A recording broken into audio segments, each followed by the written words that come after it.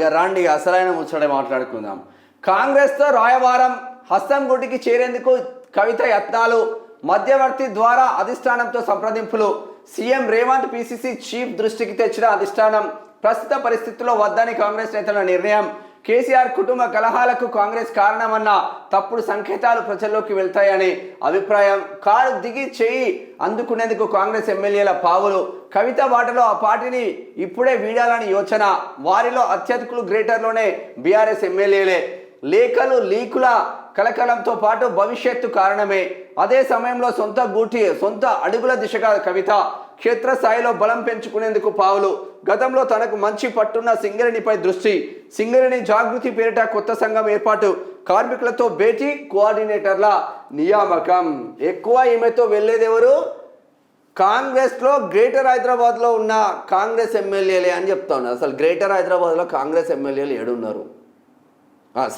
Greater Hyderabad లో BRS ఎమ్మెల్యేలు. మొత్తం గ్రేటర్ లో బీఆర్ఎస్ఏ గెలిచింది కాబట్టి మరి పొరపాటున ఇప్పుడు కుత్బులాపూర్ ఎమ్మెల్యే బీఆర్ఎస్ఏ, కుకట్పల్లి ఎమ్మెల్యే బీఆర్ఎస్ఏ, ఈ జూబ్లీహిల్స్ ఎమ్మెల్యే బీఆర్ఎస్ఏ, మరి సనత్ నగర్ బీఆర్ఎస్ఏ, మేడ్చల్ బీఆర్ఎస్ఏ, మల్కాజ్గిరి బీఆర్ఎస్ఏ. మరి ఎవరు పోతారు అనేది చర్చ. ఇక కేసీఆర్ కు లేఖాస్త్రం సంధించిన ధిక్కార స్వరం వినిపించిన ఆయన తనయ కవిత కాంగ్రెస్ అధిష్టానంతో రాయబారం నడిపారా? ఆ పార్టీలో చేరేందుకు ప్రయత్నాలు చేశారా? ప్రస్తుత పరిస్థితుల్లో కాంగ్రెస్ అధిష్టానం అందుకు నో చెప్పిందా?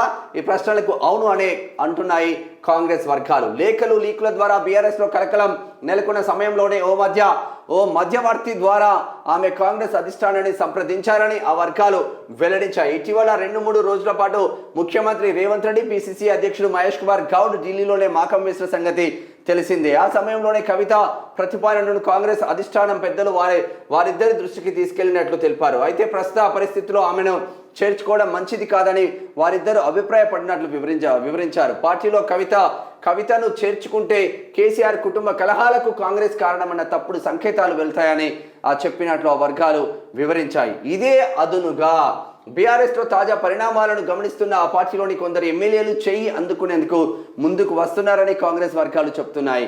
ఇప్పటికే కవిత లేఖ, ఆ తర్వాత లీకులు బీఆర్ఎస్ లో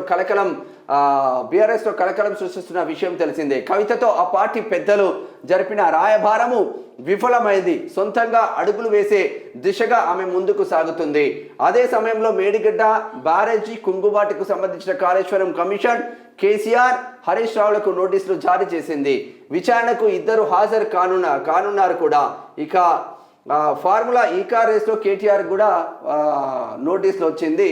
సరే, ఏం చేసినా కూడా కల్వకుంట్ల కవిత కాంగ్రెస్కు వెళ్ళడానికి రెడీ అవుతా ఉంది. మధ్యవర్తిత్వం ద్వారా నేను కాంగ్రెస్లో జాయిన్ అవుతా, నాతో పాటు బీఆర్ఎస్లో గ్రేటర్ హైదరాబాద్లో ఉన్న మెజారిటీ బీఆర్ఎస్ ఎమ్మెల్యేలు నాతో పాటు మీకు జాయిన్ అవుతారు.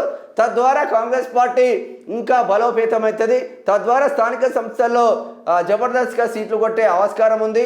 ఇక్కడ సింగరేణి పైన మంచి పట్టున్న కవిత సింగరేణి కూడా కాంగ్రెస్ వశమవుతుందని చెప్పుకొచ్చినట్టు సమాచారం అందుతుంది. మరి నిజంగానే సేమ్ యాజ్ టీజ్గా షర్మిలా బాటలో కవిత.